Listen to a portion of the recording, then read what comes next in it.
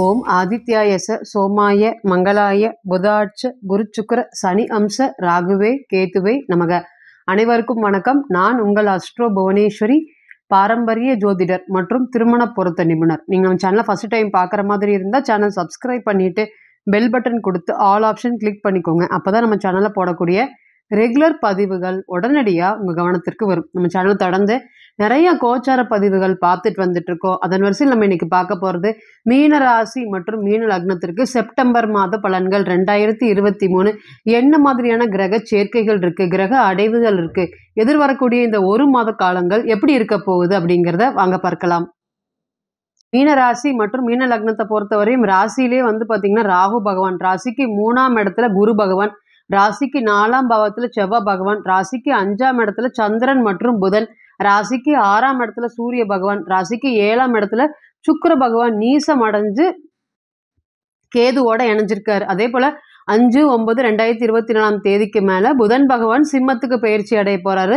18/9/2024 தேதிக்கு மேல சூரிய பகவான் கன்னிக்கு பயிற்சி அடைய போறாரு. மீன ராசி மற்றும் மீன லக்னத்தை பொறுத்தவரையும் இங்க பாத்தீங்கன்னா உங்க எல்லாருக்குமே தெரிஞ்சதும் குரு பகவான் ஆட்சி பலம் பெற்று புதன் நீசம் அடைஞ்சு சுக்கிரன் உச்சம் பெறக்கூடிய வீடு, காலபுருஷனுக்கு 12வது வீடு அப்படிங்கறதுனால குரு பகவானுடைய தன்மை இந்த ராசியை பொறுத்தவரை மிக மிக அதிகமாக இருக்குமா அப்படின்னு கேட்டீங்கன்னா இருக்கும். எப்பொழுதுமே வெளிநாடு செல்றதுக்கு, எப்பொழுதுமே வெளியே போய் பிழைக்கிறதுக்கு, ஒரு சின்ன குழந்தைகளா இருக்கட்டும் வெளியே போய் படிக்கிறது, ஹாஸ்டல்ல தங்கி படிக்கிறது, தூர தேசம் போறது, எப்பவுமே சின்ன வயதிலே பாத்தீங்கன்னா வெளிநாட்டுல போய் வாழ்க்கையில எப்படியா செட்டில் ஆயிரணும் அப்படிங்கிற எண்ணங்கள்லாம் இந்த ராசியை பொறுத்தவரை அதிகமாகவே இருக்கும். அதே போல பாத்தீங்கன்னா இந்த ராசியை பொறுத்தவரை கடினமான உழைப்பாளிகள் சொல்லலாம். உழைப்புக்கு அதிக முக்கியத்துவம் கொடுக்கக்கூடிய நபர்கள், நிறைய வருடங்கள், அதாவது 10 வருடங்கள் 20 வருடங்கள் ஒரே இடத்துல இருந்து நான் காலத்தை தள்ளினேன் அப்படின்னா, ஒர்க் ரிலேட்டட்ல நான் ரொம்ப வருஷம் இருந்தேன் அப்படின்னு கேட்டீங்கன்னா கண்டிப்பா அந்த இடத்துல மீன ராசி மற்றும் மீன லக்னத்திற்கும் அதே போல நிறைய நற்பெயர்களையும் சின்ன வயதிலே வாங்கிடுவாங்க. இவங்க அளவுக்கு பாத்தீங்கன்னா இந்த பிற்காலத்தை நினைச்சு வருத்தப்படாம தற்காலிகத்துக்கு என்ன அப்படிங்கிறத தொடர்ந்து ஓடிட்டே இருப்பாங்களா அப்படின்னு கேட்டீங்கன்னா கண்டிப்பாக ஓடிட்டே இருக்கக்கூடிய மனப்பான்மை இந்த ராசியை பொறுத்தவரை அதிகம். குரு பகவானா இருக்கிறதுனால பெருந்தன்மையான குரு, எந்த ஒரு விஷயத்துக்குமே பாத்தீங்கன்னா யோசிச்சு நிதானமா செயல்படுவாங்க. யாரு மனசையும் கஷ்டப்படுத்திடக்கூடாது அப்படிங்கிற மாதிரி இருப்பாங்க. அதற்கு இணையான தாய் அன்பு மிக்க ராசியான்னு கேட்டீங்கன்னா இருக்கு. எந்த ஒரு விஷயத்தையுமே யாருக்குமே பாசிட்டிவா இல்லாம யாருக்குமே நெகட்டிவ் இல்லாம சமமா பார்க்கக்கூடிய மனப்பான்மை இந்த ராசியை பொறுத்தவரை ரொம்பவே அதிகமா இருக்கு. எப்பொழுதுமே குடும்பத்தை பார்த்துக்கணும், குடும்பத்தை செட்டில் பண்ணணும், அம்மாவை செட்டில் பண்ணணும், அப்பாவை செட்டில் பண்ணணும், தனக்கு தேவையானது சம்பாதிக்கணும் அப்படிங்கிற சின்ன வயதுல இருந்தே போராடக்கூடிய மனப்பான்மை அதிகமா அப்படின்னு கேட்டீங்கன்னா அதிகம். இந்த ராசியை பொறுத்தவரை இன்னைக்கு என்ன நடந்துட்டு இருக்கு அப்படின்னு கேட்டீங்கன்னா ராசியிலே ராகு பகவான் அப்படியே வீட்டுக்குள்ளார பாத்தீங்கன்னா 4 புலி இருக்கிற மாதிரி, 4 சிங்கம் இருக்கிற மாதிரி அந்த அளவுக்கு மனசுல தைரியமே துளியுமே இருக்கா அப்படின்னு கேட்டீங்கன்னா மீனத்துக்கு துளியுமே இல்லை. இன்னைக்கு உங்களோட ராசிநாதன் தைரியஸ்தானத்துல இருந்தாலுமே மீனத்தை பொறுத்தவரையும் அதிபயங்கரமான கஷ்டங்களும் அடுத்தது சோதனைகள் அதிகமா இருக்கா அப்படின்னு கேட்டீங்கன்னா கண்டிப்பா இருக்கு. எந்த விஷயம் கிடைக்குதோ அது எல்லாமே கிடைக்காம போறதுக்கு வாய்ப்பு இருக்கா அப்படின்னு கேட்டீங்கன்னா இருக்கு.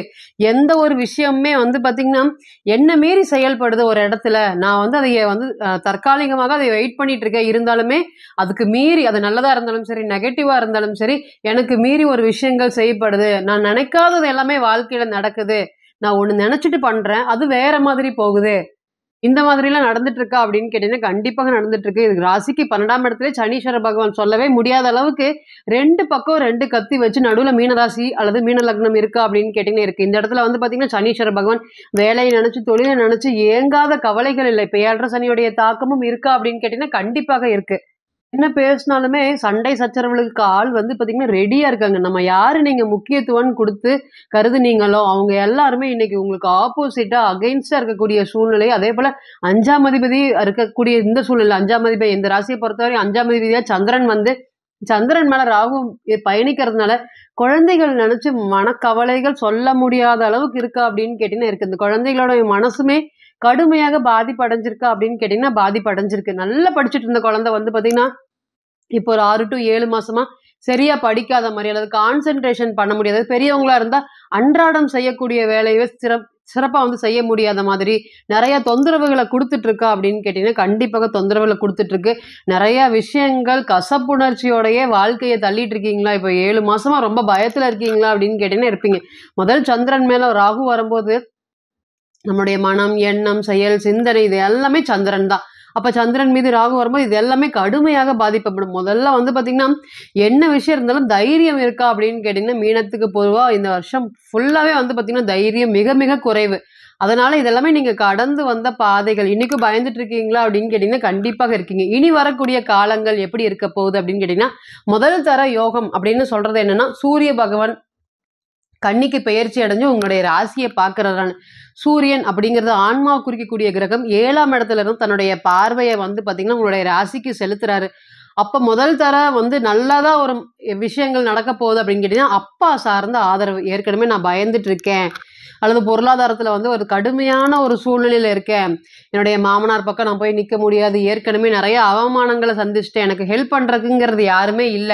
என்னுடைய அப்பா கூட நான் கருத்து வேற்றுமை இருந்தாலுமே இந்த நேரம் என்னுடைய அப்பா கிட்ட இருந்து நான் ஒரு உதவியை எதிர்பார்க்கிறேன். அவரு பொருளாதாரத்துல இதை சப்போர்ட் பண்ணி குடுத்தாருன்னா, இந்த உதவிய சப்போர்ட் பண்ணி குடுத்தாருன்னா, என்னைக்குமே வந்து பாத்தீங்கன்னா, நான் யாரு முன்னாடி கை கட்டி நிக்க வேண்டிய அவசியம் இல்ல. எனக்கு ஆமா நான் பிசினஸ்ல லாஸ் ஆயிட்டேன். என்னுடைய அப்பா கிட்ட இருந்து பொருளாதார உதவிய ஏற்படுத்திட்டு, அதன் மூலியமாக வாழ்க்கை தரத்த உயர்த்தலான்னு பாத்துட்டு இருக்கேன். இனி வரக்கூடிய காலங்கள் இது நல்லதா இருக்குமா? எங்க அப்பா பேரின் சொத்து இருக்குது. அந்த சொத்த வந்து பாத்தீங்கன்னா, நான் கவர்மெண்ட் அரசாங்க சம்பந்தப்பட்ட விஷயத்துக்காக வச்சு, அதன் மூலியமாக தொழில் தொடங்கலான்ட்டு இருக்கேன். அதற்காக எங்க அப்பா சப்போர்ட் பண்ணுவாரா? இந்த மாதிரியான கேள்விகளுக்கு, அப்பா சார்ந்த ஆதரவு சம்பந்தப்பட்ட கேள்விகளுக்கு நிச்சயமா இது ஒரு முதல் தர யோகமா இருக்கும். என்னதான் சந்திரன் மேல ராகு இருந்தாலுமே, உங்களோட பிறந்த கால ஜாதகத்துல வந்து பாத்தீங்கன்னா, 7ஆம் இடத்தோடு கேது சம்பந்தப்படக்கூடிய நபர்கள், மீன ராசியில ராகு சம்பந்தப்படக்கூடிய நபர்களுக்கு எல்லாமே இந்த நேரம் திருமணம் சம்பந்தப்பட்ட விஷயத்தை நீங்க முயற்சி பண்ணலாமா அப்படின்னு கேட்டீங்கன்னா, கண்டிப்பாக பண்ணலாம். என்ன தோஷங்கள் இருந்தாலும் சரி, உங்களுடைய பிறந்த கால ஜாதகத்து அமைப்புல இதே மாதிரி ராசியிலேயே வந்து பாத்தீங்கன்னா, ராகு ராசிக்கு 7ல கேது இருந்து இன்னைக்கு தசா புத்தியும் சப்போர்ட் பண்ணும் பட்சத்துல நிச்சயமா திருமணம் சம்பந்தப்பட்ட விஷயங்கள், சுப நிகழ்ச்சிகள் எல்லாமே நெறைய தடை ஏற்பட்டிருக்கு, தாமதம் ஏற்பட்டிருக்கு. அடுத்த ஸ்டெப்பு போக மாட்டேங்குது. ஏறக்குறைய 29 வருடங்கள் வந்து கடந்துருச்சு. 30 வரும்போதே எங்களுக்கு வந்து கொஞ்சம் பயமா இருக்கு. இனி ஆகுமா? ஆகாதா? கிட்டத்தட்ட பொருத்தம் பார்க்கலாமா? இனிமேல் வரதெல்லாமே பார்க்காம விட்டுறலாமா? நெறைய பரிகாரம் பண்ணிட்டோம். எதுவுமே நடக்க மாட்டேங்குது.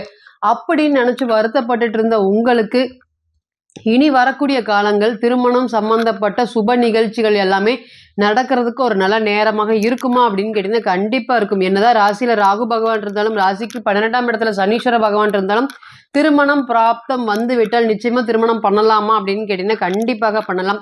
முதல்ல வந்து பாத்தீங்கன்னா சூரியனோடு கேது இணைவது அப்பா சார்ந்த ஆதரவு மட்டும் இல்ல, அதே போல திருமணம் சம்பந்தப்பட்ட விஷயத்துல ஏற்கனவே கடுமையான தொந்தரவுகள் இருக்கு.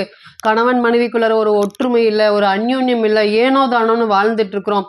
பெரியோர்களை வைத்து பேசலான்ட்டு இருக்கோம். அது பேசும்போது வந்து பாத்தீங்கன்னா அந்த உறவு அந்யோன்யம் மேம்பட்டு திரும்பி சேருவதற்கு ஒரு நல்ல நேரமாக இருக்குமா? ஏன்னா இப்ப இத்தனை நாளா வந்து பாத்தீங்கன்னா சூரியன் அவ்வளவுக்கு 6ஆம் இடத்துல தான் இருக்காரு. அப்ப பலவீனமா இருக்கக்கூடிய இந்த சூழ்நிலை இனி வரக்கூடிய காலங்கள் பெற்றோர் சம்மதத்தோட பேச்சுவார்த்தை நடத்தி பிரிந்த கணவன் மனைவி சேருவதற்கு ஒரு நல்ல நேரமாக இருக்குமா அப்படின்னு கேட்டீங்கன்னா இருக்கும். இத்தனை நாளா என்னுடைய அப்பாவுடைய பேச்சு அந்த வீட்டுல எடுபடல, என்னுடைய அம்மாவுடைய பேச்சு அந்த வீட்டுல எடுபடல, யாருமே சொல்றதை கேட்கவே இல்லை அப்படின்னு நினைச்சு வருத்தப்பட்டுட்டு இருந்த உங்களுக்கு இனிமேல் பெரியோர்கள் அனுமதியோடு சேர்ந்து வாழ்வதற்கு உண்டான வாய்ப்புகள் கிடைக்குமா அப்படின்னு கேட்டீங்கன்னா கண்டிப்பா கிடைக்கும். உங்களோட 2ஆம் அதிபதி 4ஆம் இடத்துல இருக்கிறது ஒரு முதல் தர யோகம். என்ன பேசினாலுமே வந்து பாத்தீங்கன்னா பொருளாதாரத்துக்கு குறைவில்லாத ஒரு செல்வத்தை ஏற்படுத்தி கொடுக்கறதுக்கு 2ஆம் அதிபதி தான். இன்னைக்கு அவர் 2ஆம் அதிபதி 4ஆம் இடத்துல இருக்கிறனால எப்படியாவது ஒரு இடம் வாங்கணும், மனை வாங்கணும் அப்படிங்கிற எண்ணங்கள் உங்களுடைய மனசுல தோன்றிட்டே இருக்கும். அது மேல சந்திரன் மேல ராகு வரும்போது அது கட்டி முடிக்க முடியுமா? வீடு கட்டி முடிக்க முடியாதா? இல்ல ஒரு இடம் வாங்கி அதுக்கு டியூ கட்ட முடியுமா இல்ல முடியாதா அப்படிங்கிற நிறைய மனக்குழப்பங்கள் இருந்தாலும் செவ்வாய் பகவான் கன்னியை பார்க்கறதுனால இடம் வீடு சம்பந்தப்பட்ட விஷயத்துக்கு நீங்க கடுமையா முயற்சி பண்ணனா நிச்சயமா ஒரு சக்சஸை ஏற்படுத்தி கொடுப்பாரா அப்படின்னு கேட்டீங்கன்னா கண்டிப்பாக ஏற்படுத்தி கொடுப்பாரு. அதே போல புதன் பகவான் உங்களுடைய 4ஆம் அதிபதி மற்றும் 7ஆம் அதிபதினு சொல்லக்கூடிய புதன் பகவான் 5ஆம் இடத்தோடு சம்பந்தப்படுறதுனால கணவன் மனைவி ஒற்றுமையும் பிரிந்த கணவன் மனைவி சேருவதற்கு இது ஒரு நல்ல நேரமாக இருக்குமா அப்படின்னு கேட்டீங்கன்னா இருக்கும்.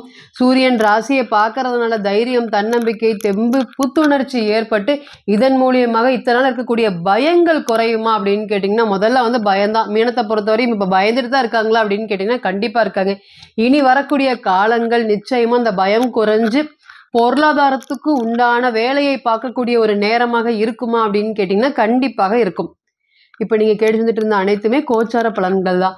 40லிருந்து 60% மட்டுமே பொருந்தும். தனிப்பட்ட ஜாதகத்தை நம்ம எடுத்து தசாபுத்தி நடப்பு அந்தரம் கணிக்கும் போது கிரகம் பெற்ற பலம் பலவீனம் அடிப்படையில் பலன்கள் கூடவோ குறையவோ செய்யும். அப்படிங்கிறதுல ஒருபோதும் மாற்றம் இல்லைங்க. தனிப்பட்ட ஜாதகத்தை நீங்கள் ஆலோசனை பண்ண விருப்பப்பட்டால் கீழே இருக்கக்கூடிய இந்த நம்பருக்கு கான்டாக்ட் பண்ணுங்கள். நான் வணங்கக்கூடிய நரசிம்மர் உங்கள் எல்லோருக்குமே நல்ல வளமான வாழ்க்கையை ஏற்படுத்தி தர நான் நிச்சயமாக பிரார்த்தனை பண்ணிக்கிறேன். மீண்டும் ஒரு பதிவில் உங்களெல்லாம் சந்திக்கும் வரை உங்களிடமிருந்து விடை பெறுவது உங்கள் அஸ்ட்ரோ புவனேஸ்வரி. நன்றி, வணக்கம்.